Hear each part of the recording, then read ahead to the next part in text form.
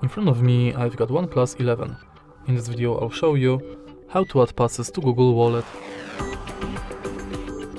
the beginning, let's enter Wallet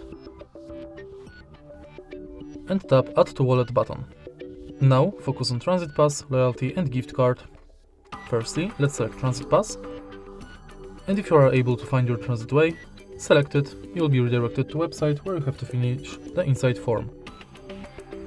Next, let's select Loyalty and select Loyalty Card, for example Payback Poland.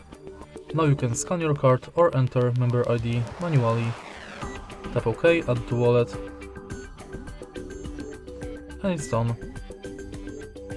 In the end, let's select Gift Card, which is pretty similar to Loyalty Card because you have to select a shop, enter card number, PIN, balance, your notes, tap Add to Wallet, and your card will be visible on the homepage of the Google Wallet. And that's basically it. If you find this video helpful, please leave like, comment and subscribe.